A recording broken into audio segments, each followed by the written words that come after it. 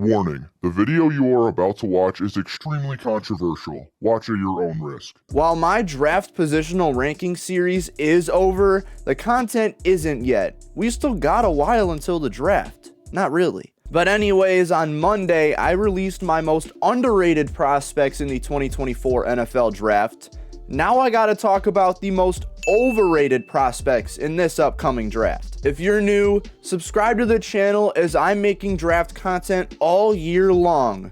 But for now, I'm Chase Keller, and welcome to the 10 most overrated prospects in the 2024 NFL Draft. Enjoy.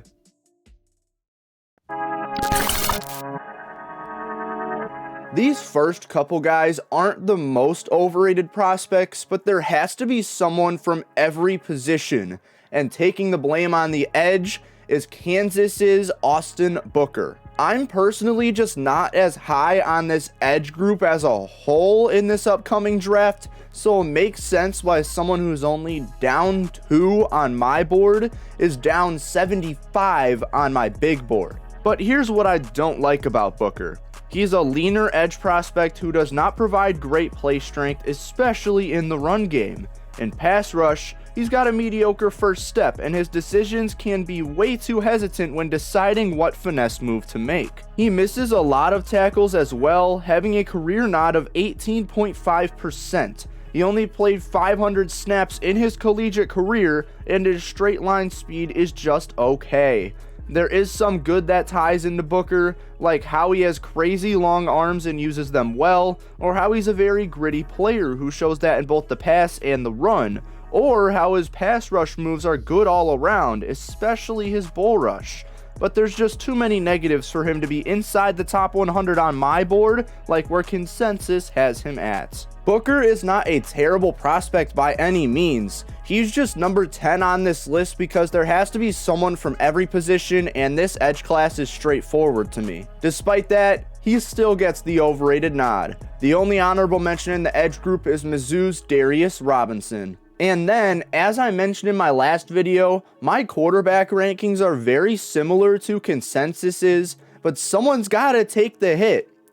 And I'm going to be controversial and say LSU quarterback Jayden Daniels. He's my QB4 and he's QB3 on the consensus board, but he might be the second player off the board in this upcoming draft, and that's something that I just don't personally see. Daniels is someone that I am cautious with because of his ability to throw down the middle. There's two issues with it. He struggles to throw in stride down the middle, and he just fails to consistently read the middle of the field.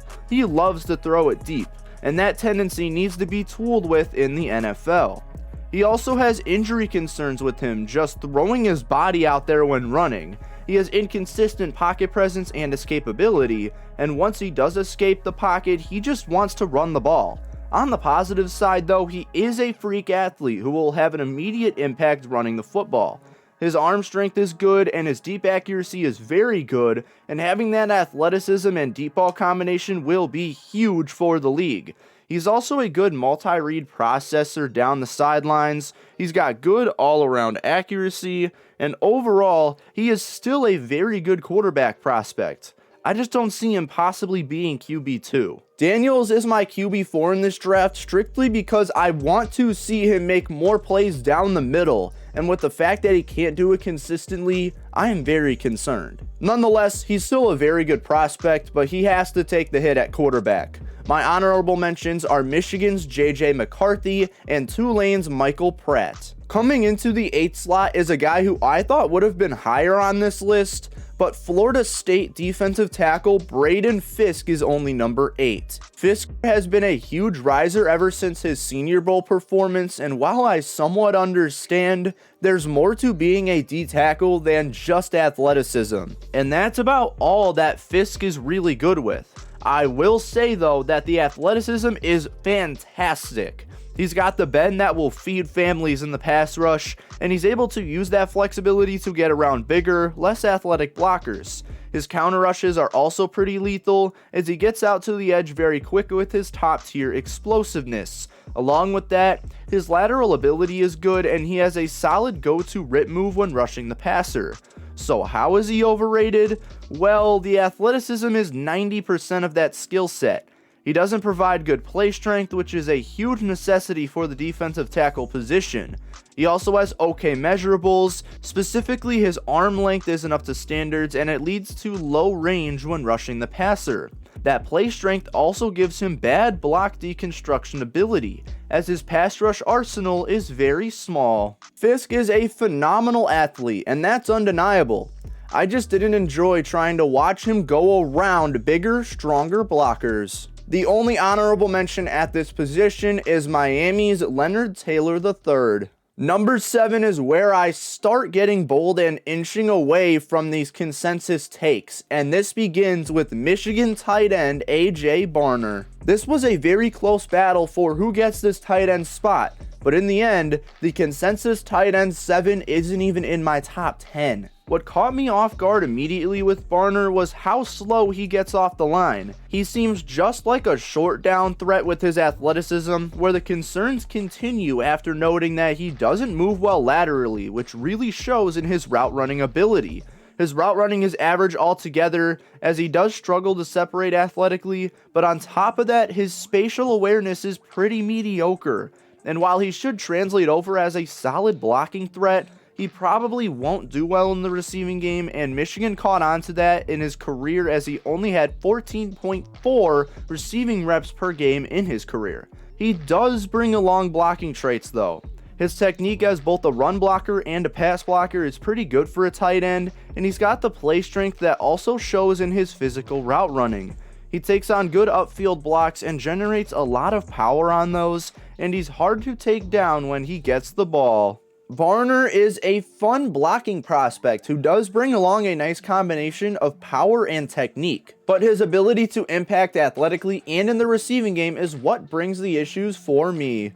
Honorable mentions here are Penn State's Theo Johnson and Colorado State's Dallin Holker. The linebacker position gets the 6th spot on this list, and while it was kinda close, Notre Dame's Marist Liufau gets this spot. The undersized prospect is someone who I haven't really been able to get behind, and the fact that he just continues to rise is confusing me. The size is the kickstarter for me, but it's not the most concerning thing. He doesn't provide a lot in pass coverage, as in man, he's not the most fluid athlete, and in zone, his instincts are just okay, and they didn't show much improvement while at Notre Dame. Along with that, his arm length is very good, but that's a lot of what I see from others, and there needs to be more to his vitals. But the most concerning thing about him is his tackling, as he likes to tackle from behind too often, and he relies on hip drops a lot to bring those guys down. And while it's not his fault, we know what the NFL is doing with these. On the positive end of things, Liufau is a high IQ player who is smart and safe when it comes to reading the run. He's also alignment versatile, as he can play outside, inside, and even sometimes in the slot. He also has good speed and lateral ability, and on top of all of this, he has the body control to make awkward tackles, and while he does tackle from behind, the body control is going to be a huge help in the NFL. Despite the high IQ and run defending upside, I'm just not a fan of Liufau, and I do hope he takes on that upside in the league and proves me wrong. Honorable mentions at this position are Ohio State's Tommy Eichenberg and Kentucky's Trevin Wallace. As we venture into the top 5, I have guys who are at least 10 positions off of their consensus positional rankings. North Carolina wide receiver Tez Walker kicks that off. I was not excited to dive into his film after I wasn't a fan of his Senior Bowl performance, and well, I was right a little bit. While it's not particularly his fault, Walker just doesn't stand out in a really nice wide receiver class. He's unable to separate at consistent rates, and on some routes he does it very well, and on others he just can't find any space. He also isn't explosive off the line, and while his athleticism is good all around, he just doesn't have the explosiveness to take it to the next level.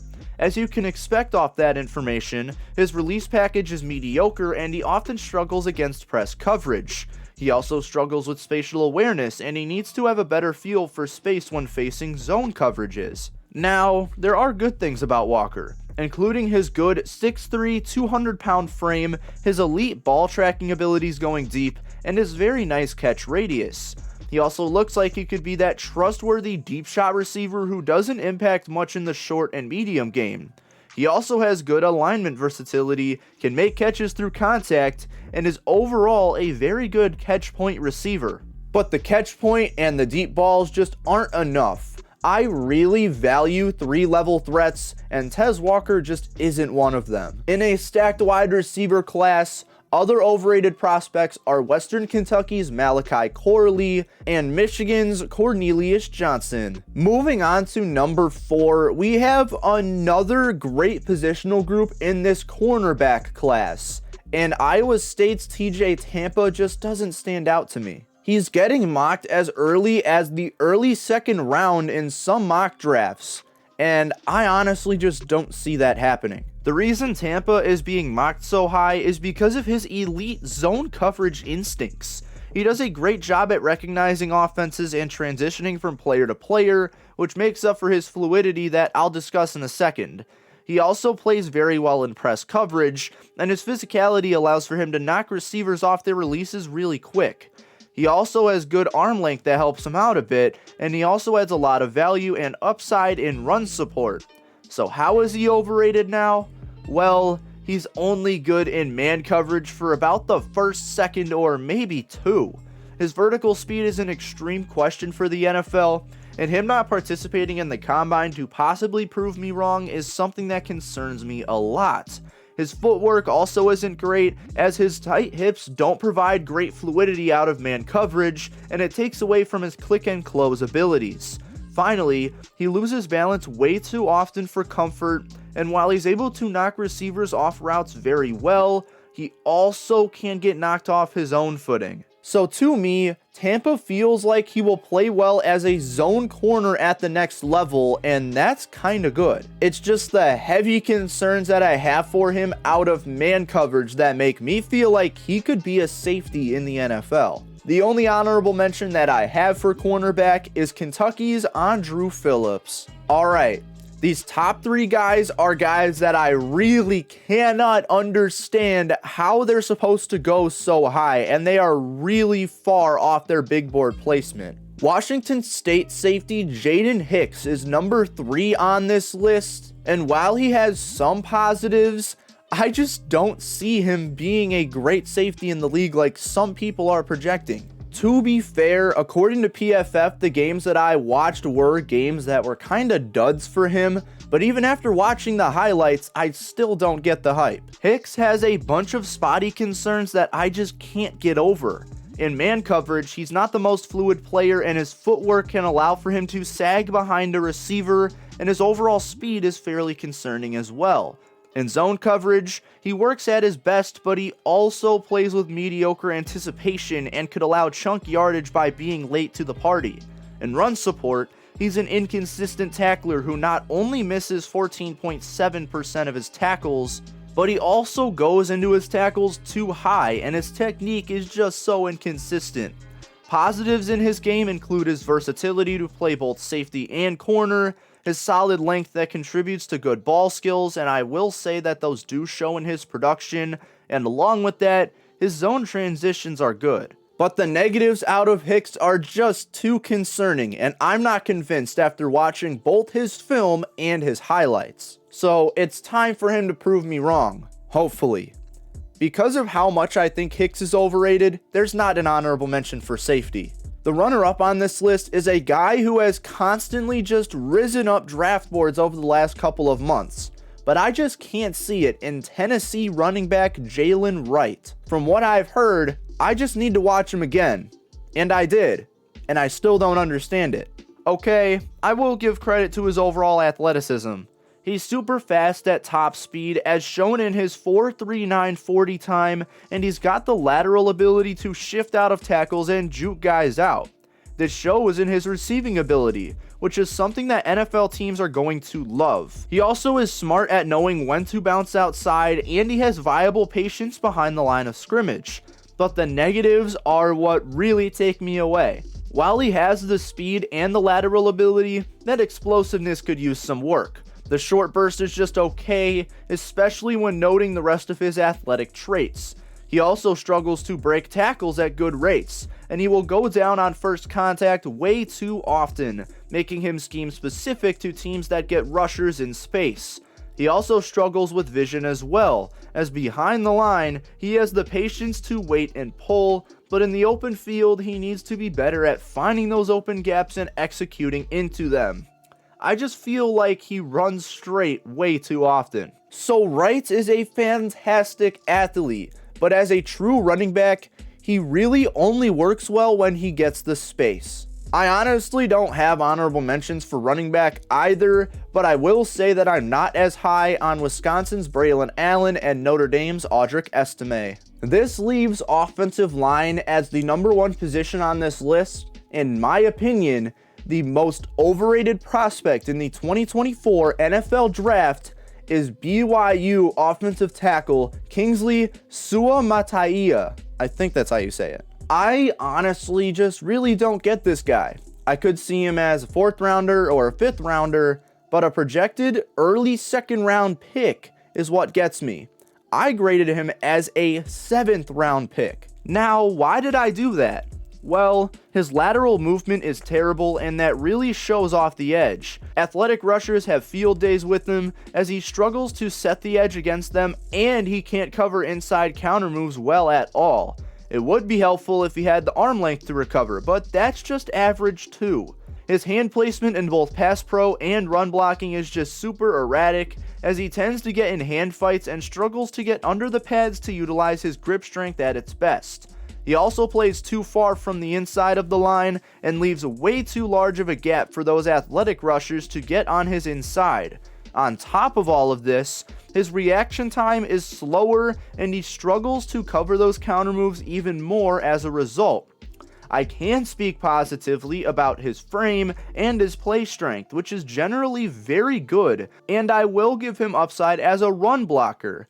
And he has the speed to work upfield and make blocks there, even if it can be erratic due to his hand technique. But in my eyes, there's just too many issues with Suamataia. He has the upside, which does make him draftable, but I just don't see him worth the 2nd round pick. I have nobody near as overrated as I do have Suamataia, but I will say that I am also not as high on Oklahoma's Tyler Guyton and Notre Dame's Blake Fisher. Well, in my opinion, those are the 10 most overrated prospects in the 2024 NFL Draft.